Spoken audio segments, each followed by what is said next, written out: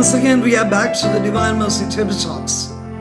ദൈവമക്കളെ, ദൈവകരുണയുടെ ഛായാചിത്രത്തെ ഏറ്റവും ബഹുമാനപൂർവ്വം നമ്മുടെ ഭവനത്തിലെ ഏറ്റവും സുപ്രധാനമായ ഒരു സ്ഥാനത്ത് നമ്മൾ പ്രതിഷ്ഠിക്കുമ്പോൾ, അതായത് ദൈവകരുണയുടെ നാഥന് ഒരു കരുണയുടെ അൾത്താര നമ്മൾ കുടുംബത്തിൽ സ്ഥാപിക്കുമ്പോൾ, ദൈവകരുണയുടെ ഛായാചിത്രത്തെ നമ്മൾ എൻത്രോൺ ചെയ്യുമ്പോൾ, നമ്മുടെ കുടുംബത്തിലേക്ക് കടന്നു വരുന്ന വളരെ സവിശേഷമായ ഒരു അനുഗ്രഹത്തെക്കുറിച്ചാണ് നിങ്ങളുമായി ഞാനിന്ന് പങ്കുവെക്കുന്നത്.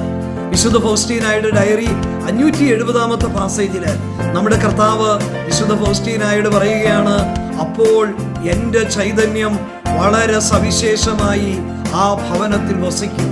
നമ്മുടെ കുടുംബം മുഴുവനും കർത്താവിൻ്റെ ചൈതന്യം കൊണ്ട് നിറയും എന്നുള്ള വലിയ വാഗ്ദാനമാണ് ഈശോ നമുക്ക് നൽകിയിരിക്കുന്നത്.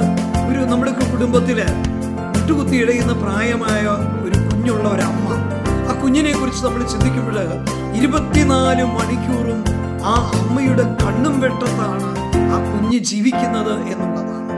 പ്രിയപ്പെട്ടവരെ, ദൈവകരുണയുടെ ഛായാചിത്രത്തെ നമ്മുടെ കുടുംബത്തിൽ സ്ഥാപിക്കുമ്പോൾ കരുണയുടെ കർത്താവിൻ്റെ കണ്ണും വെട്ടത്ത് നമ്മുടെ കുടുംബത്തിലെ ഓരോ അംഗവും ജീവിക്കുന്നു എന്നുള്ളതാണ് നമുക്ക് ലഭിക്കുന്ന അനുഗ്രഹം. നമ്മുടെ കുടുംബത്തിൽ നിന്ന് അവരെ എത്ര ദൂരേക്ക് പോയാൽ പോലും കർത്താവിൻ്റെ കരുണയുടെ കൺവെട്ടത്ത് അവർ ജീവിക്കുകയാണ്. ആ വലിയ സംരക്ഷണത്തിന്റെ കീഴിലാണ്, ആ ദൈവിക സാന്നിധ്യത്തിന് കീഴിലാണ് നമ്മുടെ കുടുംബം ജീവിക്കുന്നത്, നിലകൊള്ളുന്നത് എന്നത് എത്രയോ വലിയ ഒരു അനുഗ്രഹമാണ്.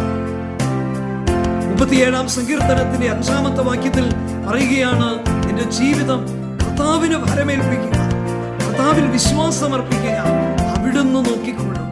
ദൈവ കരുണയുടെ നാഥന് നമ്മുടെ കുടുംബത്തെ ഭരമേൽപ്പിക്കാൻ നമുക്ക് ചെയ്യാൻ പറ്റുന്ന ഏറ്റവും ഉദാത്തമായ ഒരു പ്രവൃത്തി എന്ന് പറയുന്നത് നമ്മുടെ കുടുംബത്തിൽ കരുണയുടെ നാഥന് ഒരു അൾത്താര സ്ഥാപിച്ച് ആ നാഥനെ ആ കുടുംബത്തിലെ ഓരോ അംഗവും അങ്ങോട്ടും ഇങ്ങോട്ടും ഒക്കെ പോകുമ്പോൾ ഒന്ന് വണങ്ങി, ഈശോയെ ഞാൻ അങ്ങേര് ശരണപ്പെടുന്നു എന്ന് ഒരു നിമിഷം ഒന്ന് ഏറ്റുപറയുമ്പോൾ ആ നിരന്തരമായ സംരക്ഷണത്തിൽ വസിക്കുന്ന, ആ സാന്നിധ്യത്തിൽ വസിക്കുന്ന ഒരു അനുഭവം നമുക്ക് സ്വന്തമാക്കാൻ കഴിയും.